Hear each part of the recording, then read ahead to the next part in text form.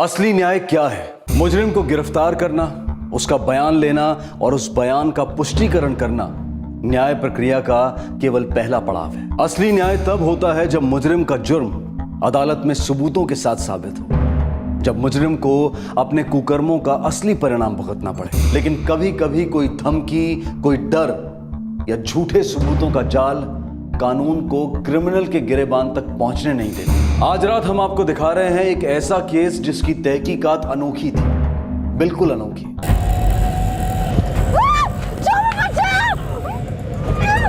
23 साल की लड़की नाम सुनीता देव रेड्डी को एक पब्लिक ऑटो में जबरदस्ती ले जाया जा रहा है।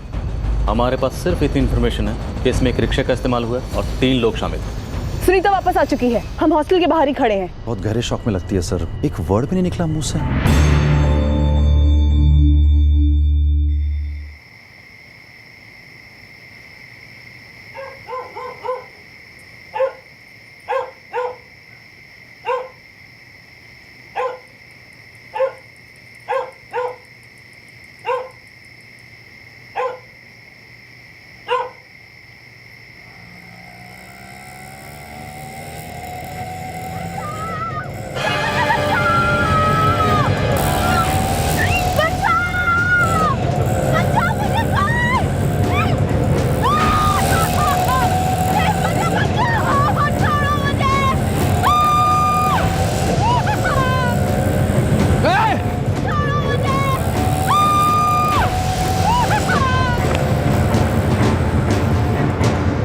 वसंत, ये तो लेडीज स्टॉल है और रिक्शा से लड़के के चिल्लाने की आवाज भी आ रही थी। वो देखो वहां पर्स गिरा।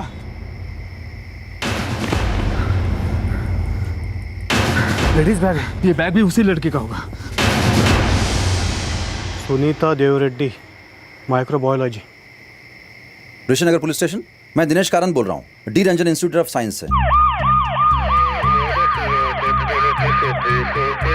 पब्लिक ऑटो था? जी सर, 2 वॉचमैन ने थे। सोमन कट्टा से और टीम से मंगवाओ, रेड अलर्ट पे डालो, सारे रास्ते सील करवा दो, बच के नहीं जाने चाहिए। सोमन कट्टा कम इन। 23 साल की लड़की नाम सुनीता देव रेड्डी को एक पब्लिक ऑटो में जबरदस्ती ले जाया जा रहा है। जितने नाइट पेट्रोल यूनिट हैं सभी को इंस्टीट्यूट रोड के आसपास रेड अलर्ट पर लगा दो। सर मैंने आपको फोन किया था, मैं दिनेश कारंत, इस इंस्टीट्यूट का सिक्योरिटी इंचार्ज सर। 2 गार्ड्स जिन्होंने ऑटो देखा था और लड़की के चीखने चिल्लाने की आवाज सुनी थी, यही दोनों? जी नहीं सर, ये वो दोनों नहीं है। मैंने उन दोनों को इस इंस्टीट्यूट के चप्पा चप्पा छान मारने के इंस्ट्रक्शंस दिए सर।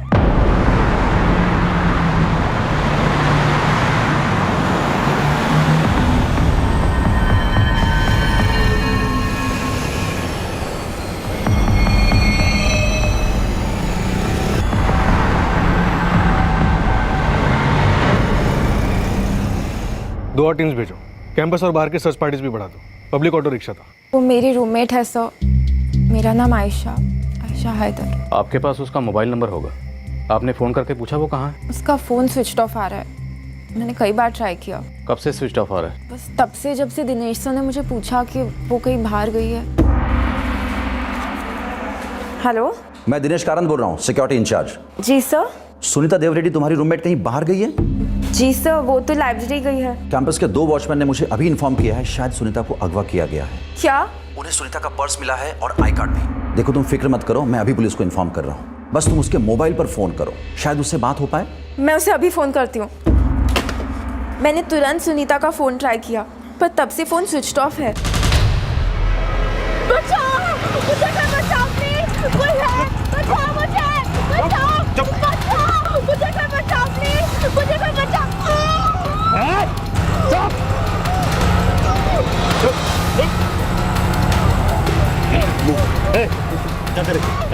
फोन मत कर दे, फोन मत कर दे, फोन जाने।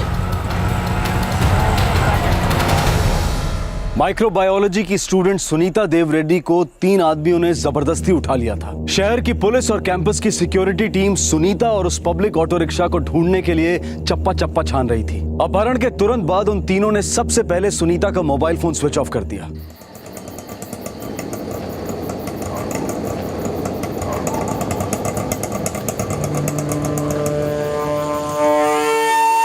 मैं तुम लोगों के आगे हाथ जोड़ती हूँ, तो मेरा कल एग्जाम है। कॉपरेट कर, हाँ फटाफट होगा। और फिर एग्ज़ाम भी दे पाएगी। चीखेगी, चिल्लाएगी, नाटक करेगी तो हाथों हाथ तोड़ देंगे, तो फिर एग्जाम भी नहीं दे पाएगी। हाँ?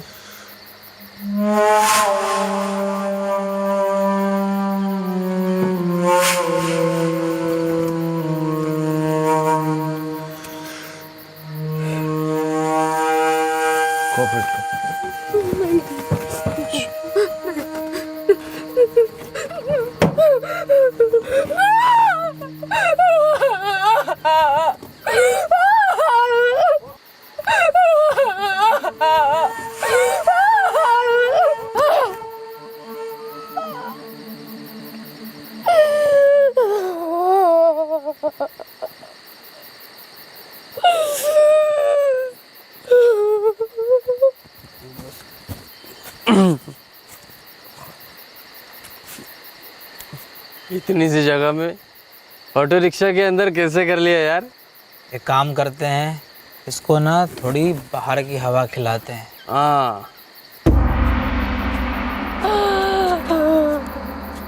ए हीरोइन, ए बाहर आ।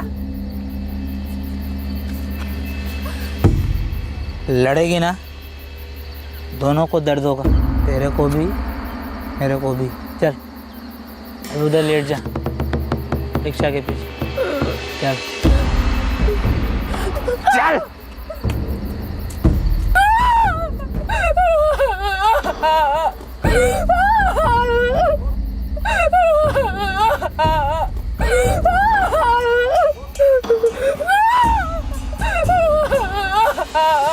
सिक्योरिटी गार्ड्स को याद करने को बोलो। ऑटो का नंबर देखा होगा, कुछ तो देखा होगा। तुम दोनों में से किसी ने ऑटो का नंबर देखा? नहीं सर, ऑटो एकदम तेजी से निकल गया, कुछ देख नहीं पाए हम लोग। और साफ कोहरा भी था, इसीलिए। सॉरी सर, दोनों ने कुछ नहीं देखा, ना ऑटो का नंबर ना कुछ और। सर अभी तो कुछ भी हाथ नहीं। और आदमी मंगाओ, हमदौरा, रायकती, पुलासरी, तीनों स्टेशन से और पेट्रोल टीम मंगवाओ। सर सुनीता कहाँ की रहने वाली थी? सर सुनीता बेलगाम को बिलोंग करती है, मैंने उसके पेरेंट्स को इन्फॉर्म कर दिया है। अच्छा, सुनीता का कोई बॉयफ्रेंड? No sir. कोई ऐसा जो उसे कॉलेज में परेशान कर रहा हो, धमका रहा हो? नहीं, अगर कोई होता तो वो मुझे ज़रूर बताती। इतनी रात को सुनीता कहाँ गई थी? सर वो लाइब्रेरी गई थी। लेकिन इतनी रात को? सर वो एक्चुअली हमारे सेमेस्टर के एग्जाम्स चल रहे हैं, तो डिनर के बाद उसे कुछ बुक्स रिफर करनी थी।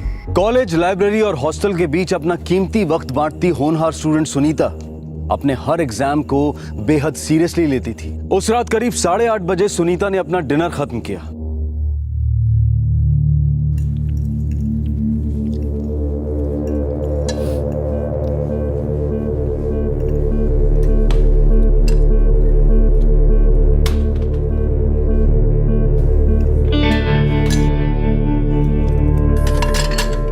सुन आयशा, मैं ना जरा लाइब्रेरी होके आती हूँ।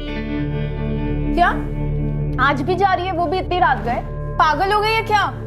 ये 8:30 ही तो बजे हैं और मुझे ना कुछ अर्जेंट रेफर करना है, मैं आ जाऊंगी जल्दी। यार एक तो तू ना इतना पढ़ के मुझे क्या पूरे हॉस्टल को कॉम्प्लेक्स देती है, पूरे साल तो पढ़ती रहती है, ऊपर से कल एग्जाम है। अब इतनी रात को क्या भाग दौड़ कर रही है? अरे वो लाइब्रेरी में ना एक नई बुक आई है, उससे रेफरेंस ले लूंगी ना तो मुझे चैन नहीं आएगा। मैं 11 बजे तक आ जाऊंगी ना। अच्छा सुन, जब तक तू नहीं आएगी ना मुझे भी नींद नहीं आएगी, जल्दी आना।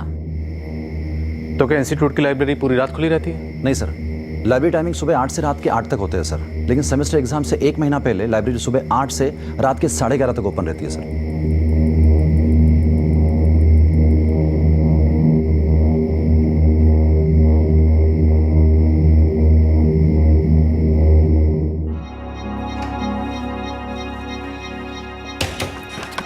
ये आपकी। Thank you ma'am.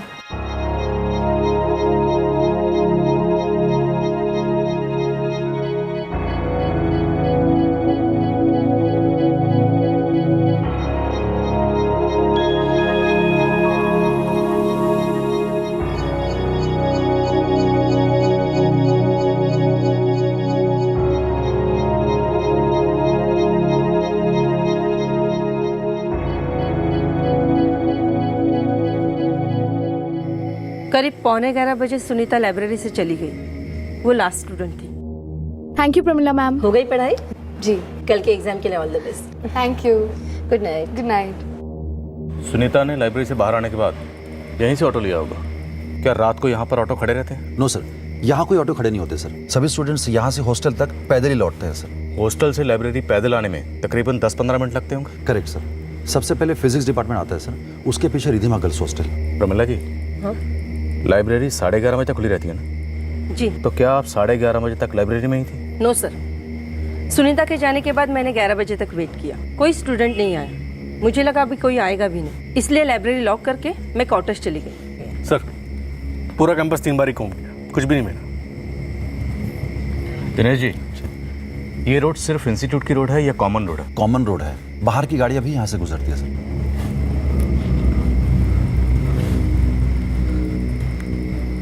तो हो सकता है कि वो ऑटो बाहर का हो।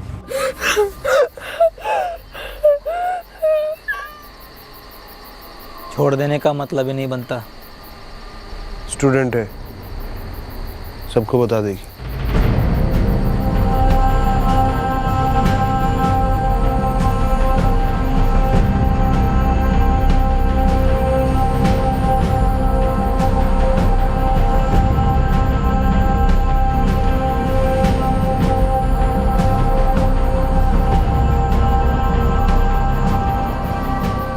नहीं बताऊंगी, मैं किसी को नहीं बताऊंगी, मैं वादा करती हूँ। मुझे छोड़ दो, मुझे छोड़ दो प्लीज। मैं अपने अम्मा अब्बा की कसम खाकर कहती हूँ, मैं किसी को कुछ नहीं बताऊंगी। मुझे छोड़ दो, मैं तुम्हारे पैर पड़ती हूँ। मुझे छोड़ दो, मुझे मेरे अम्मा अब्बा के लिए जीना है। हम इंस्टीट्यूट के पीछे की तरफ है, दीवार के पार जंगल रोड से। अब हम वहाँ देखने जा रहे हैं। सुनीता मैम, सुनीता आ गई।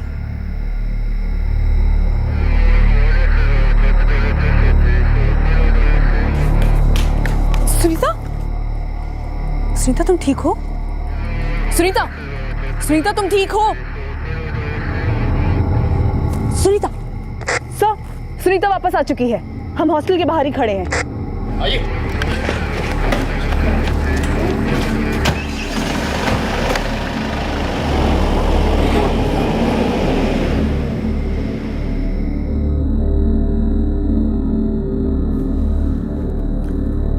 सुनीता, मैं जानता हूँ इस वक्त आपकी हालत ठीक नहीं है, पर क्या प्लीज़ आप हमें बता सकती हैं कि जो लोग आपको ऑटो में उठाकर लेके गए थे वो कौन थे,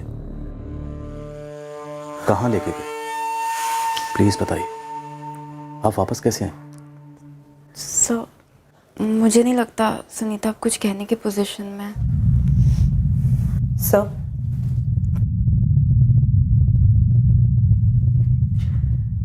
नीचे खून था, लगता है कुछ बहुत गलत हुआ है।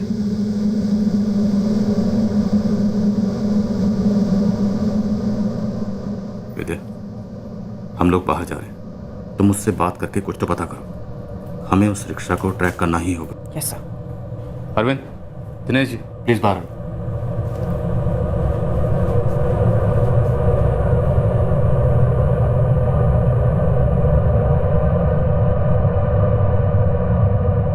जिन्होंने तुम्हारे साथ ये जो किया है, हम किसी को छोड़ेंगे नहीं, एक ही को सजा होगी। तुम जितना जल्दी कुछ बोलोगी, हम उतना जल्दी उन्हें पकड़ेंगे।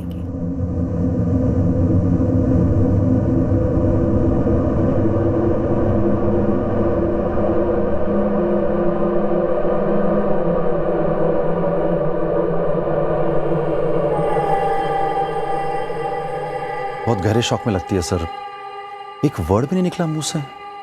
होप उसके साथ कुछ उल्टा सीधा ना हुआ हो। यही जानने के लिए हमें उसका मेडिकल कराना बेहद ज़रूरी है, पर वो इस वक्त इतने गहरे सदमे में है कि हम उसे मेडिकल के लिए नहीं ले जा सकते। सर, सुनीता के पेरेंट्स कल सुबह पहुंच जाएंगे, हो सकता है उनके सामने वो कुछ बोल पाए। दिनेश जी, उसके साथ क्या हुआ इसका अंदाज़ा हमें ऑलरेडी है। हम सिर्फ उसका मेडिकल करवा कर अपने शक को पक्का करना चाहते हैं। शायद माँ बाप के आने के बाद उनके सामने वो ज़रूर कुछ बोले। उसे बोलना ही होगा, नहीं तो सुनीता की खामोशी का एक एक लम्हा हमें उसके गुनाहगारों से दूर करता जाएगा, पर मेरी फिक्र की वजह कुछ और है। सुनीता की खामोशी की वजह शौक है या खौफ? आयशा,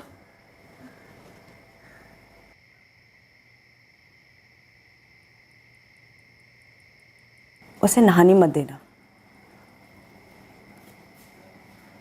और उसके मैले कपड़े धोने मत देना। क्यों?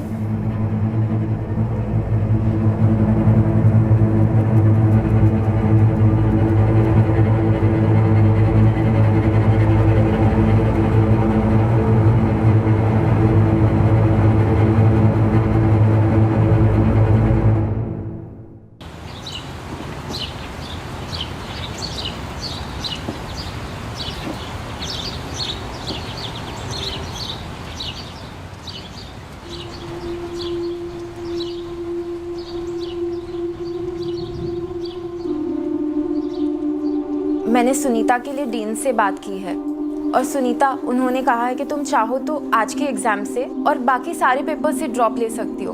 वो तुम्हारा री एग्जामिनेशन करवाएंगे।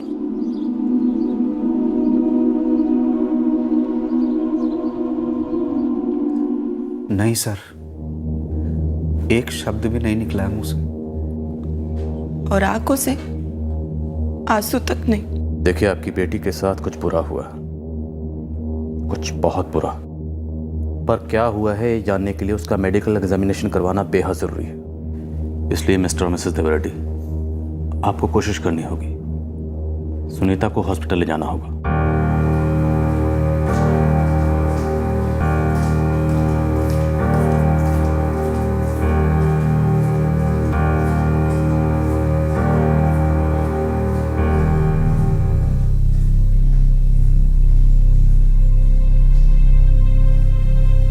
ठीक है, आप भी अंदर आ सकती हैं।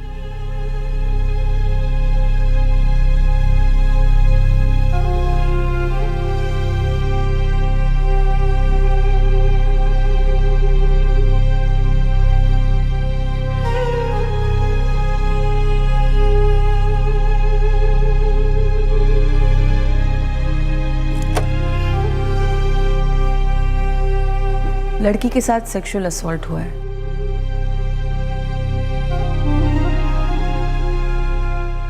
गैंग रेप है।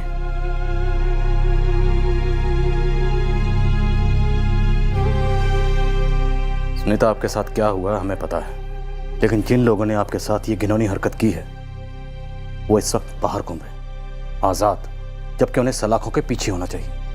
लेकिन जब तक आप हमें कुछ बताएंगे नहीं, हमारे लिए कुछ भी कर पाना मुश्किल होगा। इसलिए आपका जो भी दर्द है, जो भी डर है, बस कुछ देर के लिए अपने से अलग करिए और हमें बताइए आपके साथ एग्जैक्टली क्या हुआ और कैसे हुआ।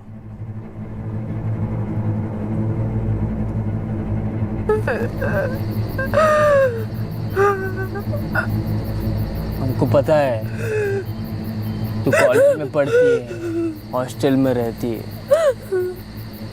अगर किसी को भी कुछ बोली ना तो टुकड़े टुकड़े कर दूंगा, तेरे सर के, तेरे हाथ के, पैर के, सबके। याद रखेगी ना तू? मैं किसी को कुछ नहीं बताऊंगी, मैं किसी को कुछ नहीं बोलूंगी। चलो उठ, रिक्शा में बैठ।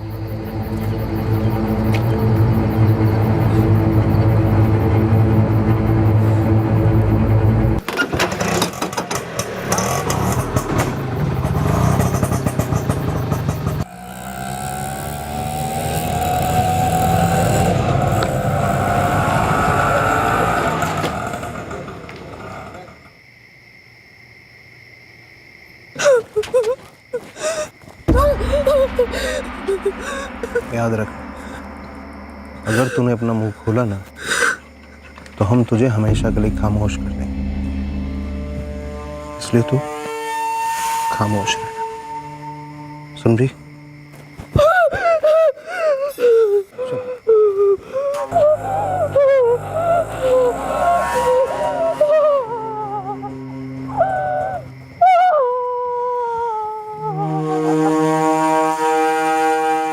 कितने लोग थे?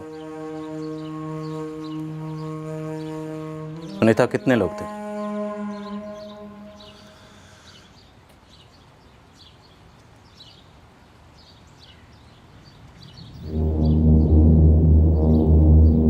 एक आगे ड्राइवर और दो पीछे आपके साथ। आप 8:30 बजे हॉस्टल से लाइब्रेरी गई और तकरीबन 11:15 बजे आपने लाइब्रेरियन को गुड नाइट कहा। फिर आप बाहर आई और बाहर आकर आपने ऑटो रोका।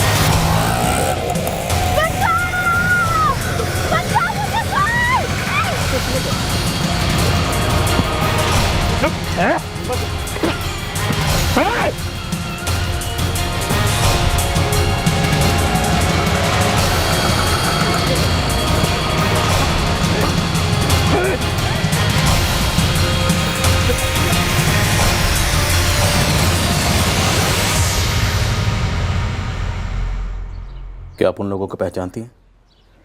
उन तीनों में से किसी को भी आपने कभी पहले देखा था कहीं भी आते जाते? लड़ेगी ना, दोनों को दर्द होगा। अगर किसी को भी कुछ बोली ना तो हम तुझे हमेशा के लिए खामोश कर देंगे। सुनीता, याद करो उस ऑटो के बारे में, उन लोगों के बारे में, उस जगह के बारे में जहां वो आपको लेकर गए। प्लीज कुछ बोलो, प्लीज बोलो, क्योंकि वक्त निकला जा रहा है। सुनीता के साथ जो हुआ उसका गहरा सदमा लगा था उसे। ऊपर से उस धमकी ने सुनीता के गले को घोंट रखा था। उसकी जुबान पर खामोशी का ताला लगा हुआ था। इस ताले का खुलना बेहद जरूरी था, क्योंकि पुलिस को अब तक सिर्फ इतना मालूम था कि सुनीता को 3 लोग ऑटो रिक्शा में उठाकर कहीं ले गए थे और उन्होंने उसके साथ सामूहिक बलात्कार किया था। तहकीकात शुरू करने के लिए यह बहुत ही कम जानकारी थी, लगभग ना के बराबर। हमारे पास अभी तक इतनी इंफॉर्मेशन है कि वो 3 लोग थे, एक ऑटो ड्राइवर, 2 पीछे। उन 3 लोगों ने सुनीता को लाइब्रेरी से हॉस्टल जाते वक्त ऑटो में बिठाया। अब सवाल यह है कि बिठाया कैसे? लिफ्ट देकर या जबरदस्ती? सर, अगर लिफ्ट ऑफर किया होता तो इसका मतलब ये होता कि वो जो 2 पैसेंजर थे वो शायद सुनीता के पहचान के थे। पहले उन्होंने लिफ्ट ऑफर किया, उसके बाद रेप किया, फिर शायद ऑटो वाले ने भी साथ दिया होगा रेप में। सर, अगर वो लोग सुनीता के पहचान के नहीं भी थे और उसे जबरदस्ती उठाया तो शायद उन्हें पता था कि सुनीता उस वक्त लाइब्रेरी से आने वाली है। अगर पहचान वाले नहीं थे तो कैसे पता चलता? सर, मैंने सुनीता की रूममेट आयशा से बात की थी। उसका कहना है कि सुनीता अक्सर रात में लाइब्रेरी में पढ़ने जाया करती थी। सर, वैसे तो लगभग पिछले 1 हफ्ते से सुनीता रोज लाइब्रेरी जा रही थी, लेकिन परसों वो काफी देर से गई। सुनीता पे हमला करने वाले 3 लोग थे। क्या ऐसा हो सकता है उसमें से एक या फिर 2 उसके जानने वाले हों? शायद इंस्टीट्यूट के कोई स्टूडेंट हों जिन्होंने उसे लिफ्ट ऑफर की हो और उसके रोज के शेड्यूल के बारे में भी जानते हो कि वो हर शाम या रात को लाइब्रेरी जा रही है। आई एम सॉरी सर, इस सब के बारे में मैं कुछ नहीं कह सकती। सुनीता ही बेस्ट पर्सन होगी आपको ये सब बताने के लिए। हाँ आयशा, लेकिन सुनीता कुछ बोल नहीं रही है, एकदम खामोश है। सुनीता खामोश है, लेकिन इसका मतलब ये नहीं है कि हम भी खामोश बैठेंगे। सुनीता के असली गुनाहगारों तक पहुंचने के लिए हमें सुनीता को बुलवाने की कोशिश जारी रखनी होगी। अरविंद, एक काम करो, जितने रिक्शा यूनियंस हैं सबके लीडर्स को यहाँ हाजिर करो। इससे पहले कि रिक्शा के अंदर वालों को इसकी जानकारी मिले, हमें रिक्शा को ढूंढ निकालना होगा। सर। विद्या, लड़की को बुलवाने की कोशिश करती रहो। मैं जानता हूँ वो लड़की चुप है, कुछ नहीं बोल रही है, लेकिन इसका मतलब ये नहीं है कि हम उस लड़की के बोलने का इंतजार करेंगे और कुछ नहीं करेंगे। जितनी जल्दी हो सके हमें इस केस का खाता खोलना है।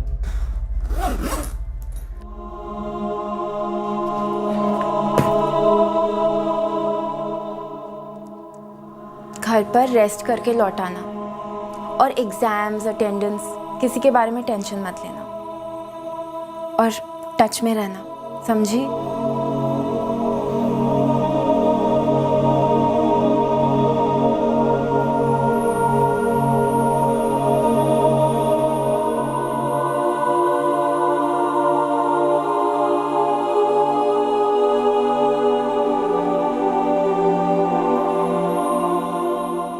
बागलकोट में जितने भी रिक्शाज हैं वो सारे आप दोनों के यूनियंस के अंडर आते हैं? हाँ साहब, मेरी यूनियन में 140 ऑटो है।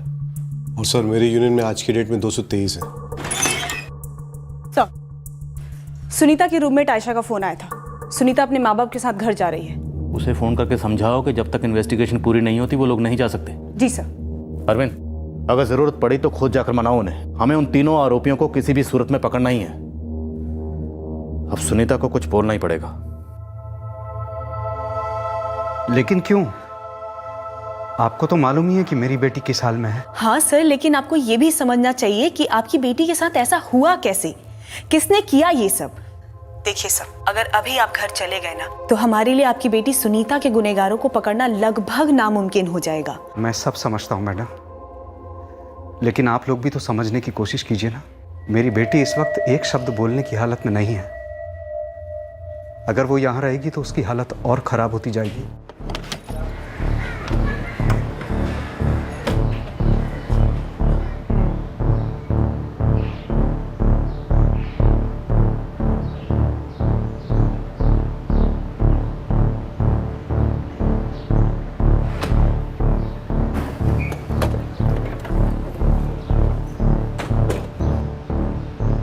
तुम्हें उन लोगों ने धमकाया क्या सुनीता? साहब, ये मेरे यूनियन के सभी 140 बंदों की लिस्ट है। सारी डिटेल्स इसी में है। और सर ये मेरे 223 रिक्शा वालों की डिटेल्स। मुझे ये सभी 363 रिक्शा और रिक्शा ड्राइवर्स कल सुबह थाने में चाहिए। Okay sir. गिरीश जी, नितिन जी, आप दोनों यूनियन लीडर्स हैं, अच्छी बात। लेकिन मेरी आप दोनों से एक रिक्वेस्ट है। आप एक जिम्मेदार नागरिक की तरह हमारे साथ कोऑपरेट कीजिए।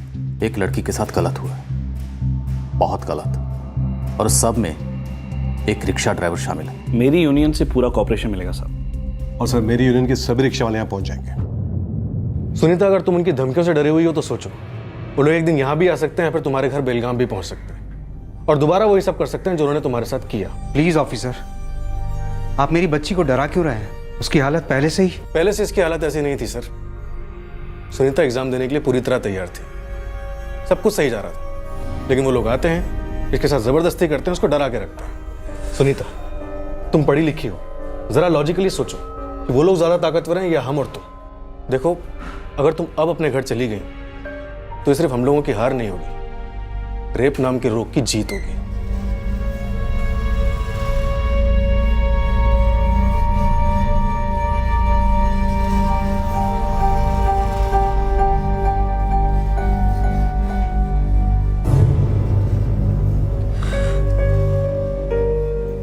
मैं घर नहीं जाऊंगी सर। गुड, अब अपने दिमाग से सारा डर निकाल दो। देखिए, आप इसके साथ यहीं रुकिए और इसका अच्छे से ख्याल रखिए। किसी भी चीज की जरूरत पड़े तो हमें बताइए। अब वो लोग बच नहीं सकते।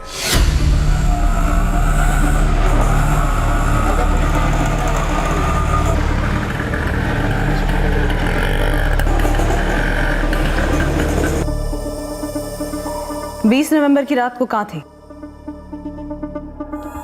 20 नवंबर की रात को कहाँ थे?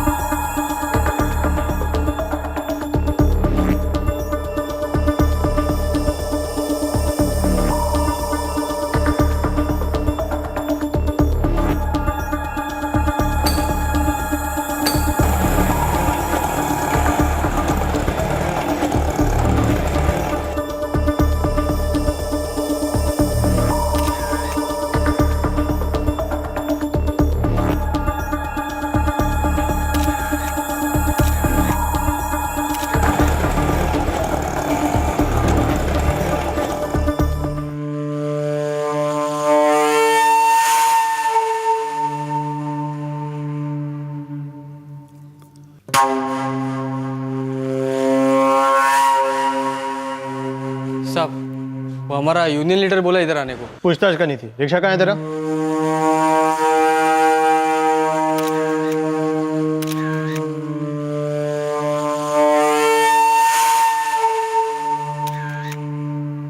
पेपर और बिल्ला लेके साहब से मिल ले जा।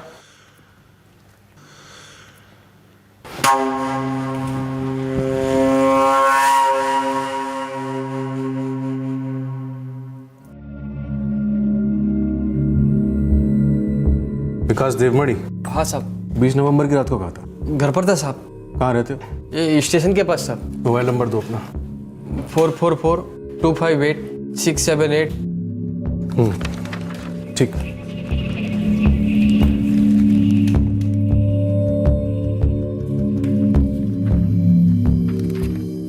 सर हर रिक्शा वाले से क्वेश्चनिंग करी, पूरे 363 रिक्शा वाले, और हर रिक्शा को अंदर से भी स्कैन किया। कहीं आउट ऑफ सिटी का कोई रिक्शा तो नहीं था?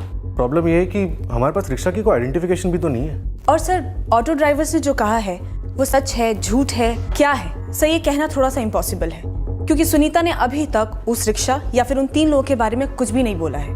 अच्छा किया जो तुमने सुनीता को रोक लिया, लेकिन क्या सुनीता अपनी खामोशी तोड़ेगी? सर उसकी आंखों ने तो बोलना शुरू कर दिया है, जुबान भी जल्दी शुरू कर देगी।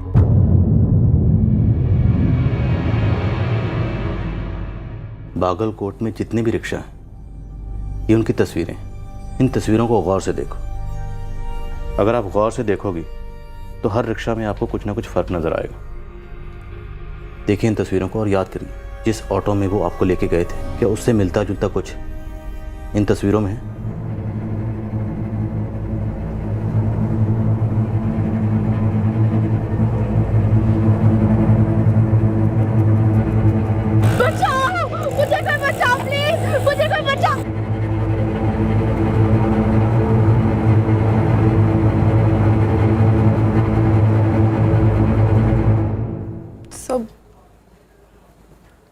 सब एक जैसे लग रहे।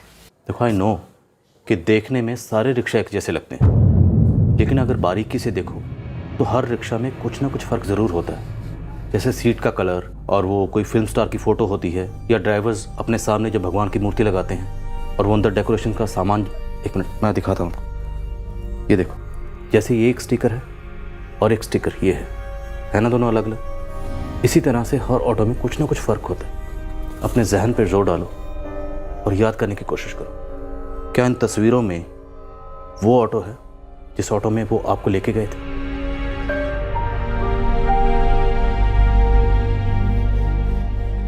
अच्छा एक बात बताओ, अगर मैं स्केच आर्टिस्ट को बुलाऊं तो क्या आप उस स्केच आर्टिस्ट को उन तीनों का हुलिया बता पाओगे?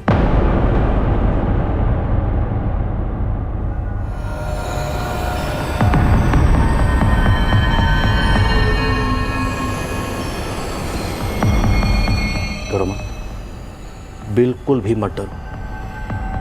अब वो लोग आपका कुछ नहीं बिगाड़ सकते।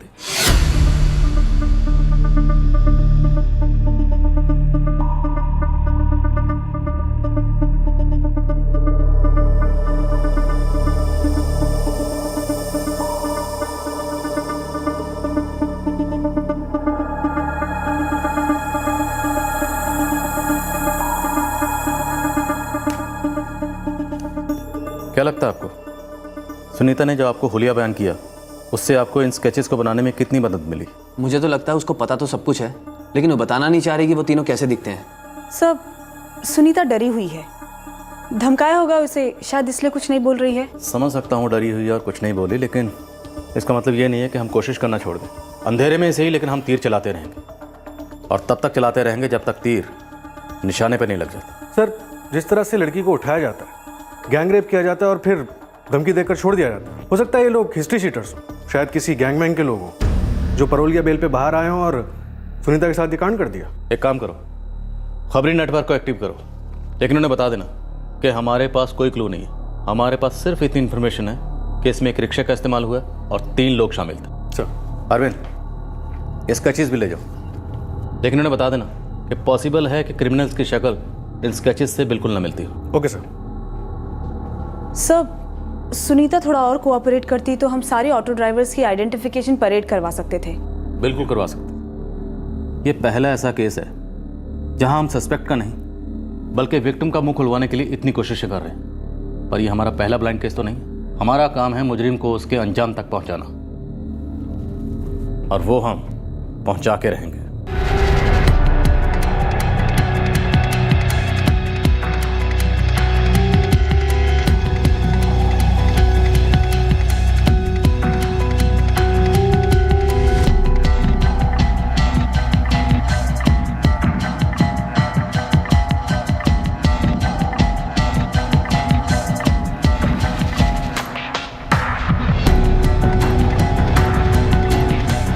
भाई हिस्ट्री शीटर्स, 20 नवंबर की अपनी हिस्ट्री और ज्योग्राफी दोनों बताओ।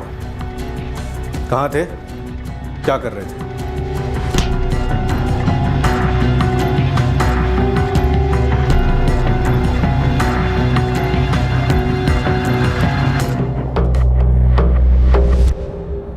संजय गौड़ा 10 मिनट में ऋषि नगर पुलिस स्टेशन में आके हाजिरी दे। क्या साहब, अभी 3 दिन पहले ही लॉकअप से छूटा हूँ। अभी तो घर से बाहर भी नहीं निकला हूँ। कोई बात नहीं, समझ नाइट वॉक के लिए निकला है, वैसे भी 3 दिन में घर में बैठा बैठा बोर हो गया होगा। वो सब क्या फोन पे बात नहीं हो सकती क्या? हो सकती तो फोन पर ही करता ना। तू जल्दी से इधर आता है या मैं आऊँ तुझे लेने को उधर? ठीक है साहब मैं आता हूँ।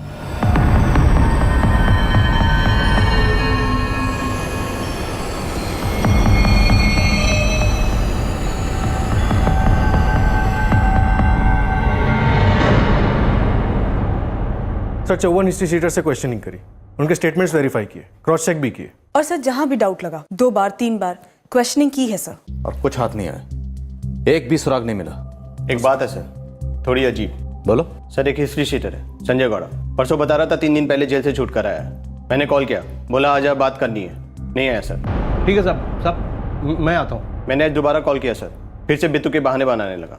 क्या रे संजय गौड़ा, बहुत मस्ती चढ़ी है, आता हूँ बोल के आया नहीं अभी तक। सॉरी सर, वो अचानक से मुझे इधर मैंगलोर आना पड़ा। वो क्या है कि मेरी बड़ी अम्मा की तबीयत बहुत खराब है। अगली गाड़ी पकड़कर बागलकोट पहुंच और स्टेशन से सीधा ऋषि नगर पुलिस स्टेशन आ। इस बार टाला तो बहुत बुरा फंसेगा। नहीं सर, मैं बस 1 घंटे से मैं निकलता हूँ इधर से। नहीं आया सर, और आज मोबाइल स्विच ऑफ करके बैठा है। क्या हिस्ट्री है संजय गौड़ा की? सर चोरी के केसेस में 2 बार जेल काट चुका है और झूठ बोल रहा था कि 3 दिन पहले जेल से छूट के आया है। हो सकता है किसी और केस में इन्वॉल्व हो और पुलिस से डर रहा हो। होने को तो ये इस केस में भी शामिल हो सकता है। हो सकता है। कोई फोटो है संजय गौड़ा की? सर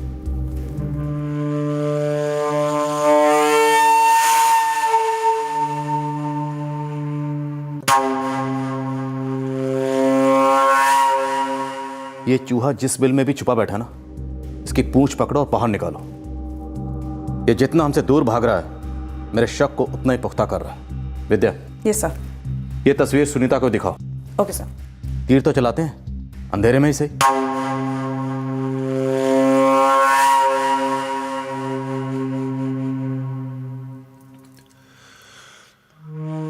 अगर तूने अपना मुंह खोला ना, तो हम तुझे हमेशा के लिए खामोश कर देंगे।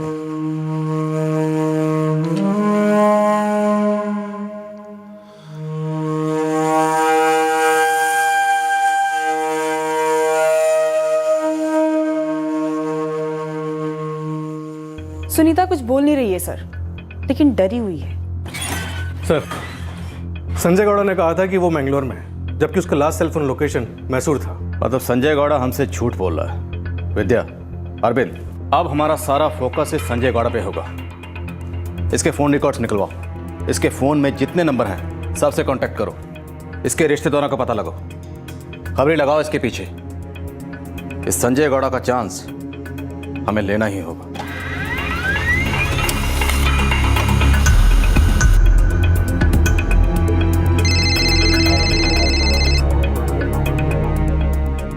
हाँ राजू बोल। वो हिस्ट्री शीटर है ना संजय गौड़ा, कुछ मिला उसके बारे में? हाँ साहब, उसके 2 दोस्त थे, एक जीतू धारवाड़कर और दूसरा ललित पड़की। दोनों भी टपोरी है साहब। और वो संजय ने जीतू से कुछ बात की थी, बोला था कि उसने कुछ बड़ा कांड किया।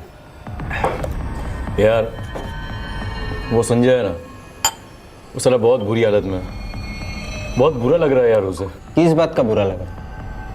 कुछ किया है उसने? कांड हुआ ना। कांड मतलब वो इंस्टीट्यूट वाला जो लड़की को उठाकर रेप हुआ था? ये संजय गौड़ा भी शामिल था क्या इस गैंगरेप में? साहब आप एक बार बात कर लो जीतू और ललित से। इस जीतू दड़वड़कर और ललित पड़की दोनों को उठाओ प्यार से, किसी को खबर नहीं लगनी चाहिए। ये ले। पूरा खत्म करना होगा, समझे?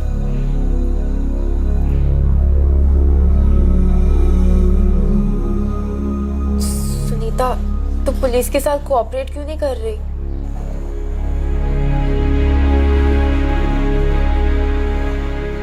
पुलिस कुछ नहीं कर सकती आयशा। पुलिस ने कहा है कुछ नहीं होगा, वो पूरी प्रोटेक्शन देंगे। कब कब तक आयशा? वो लोग उस दिन मुझे मार डालने वाले थे। मैं मर गई होती, मैंने भीख मांगी उनसे, पैर पकड़े उनके। उन लोगों ने मुझे धमकी दी है कि मैंने अगर किसी से कुछ भी कहा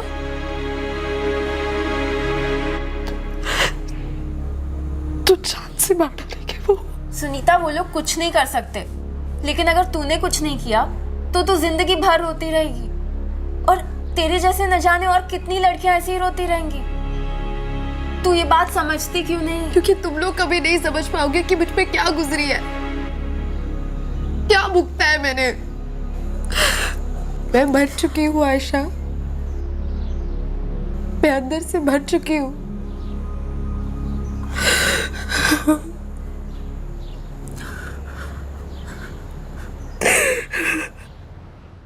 खौफ और जिल्लत की गिरफ्त में सुनीता पल पल कांप रही थी, और दूसरी तरफ पुलिस हर बढ़ते लम्हे के साथ संजय गौड़ा को अपनी हिरासत में लेने के लिए आगे बढ़ रही थी। इस इन्वेस्टिगेशन टीम के सामने पहली बार एक ऐसी पीड़ित थी जिसके साथ सामूहिक बलात्कार हुआ था, पर जिसने अपने आप को खौफ और खामोशी की दीवार में चुनवा लिया था। दूसरी तरफ पुलिस ने ठान लिया था कि वो जमीन आसमान एक करके इन बलात्कारियों को ढूंढ निकालेगी। सुनीता के साथ जो जुर्म हुआ था, क्या उसके लिए कभी उसे न्याय मिलेगा? अगर ये तीनों पकड़े भी जाते हैं तो क्या सुनीता उन्हें पहचानने की हिम्मत जुटा पाएगी? ये पुलिस के लिए काफी चैलेंजिंग केस था, और जिस तरीके से केस सॉल्व हुआ उसकी कहानी भी काफी नायाब है, अलग है, दिलचस्प है, जो हम आपको दिखाएंगे कल रात 11 बजे इस केस के दूसरे और आखिरी भाग पे। आपसे फिर मुलाकात होगी, तब तक सतर्क रहें, सुरक्षित रहें और देखते रहें क्राइम पेट्रोल सतर्क। सबक एक को, सीख हम सबको। जय। For more updates, subscribe to our channel, click the show links and enjoy watching the videos.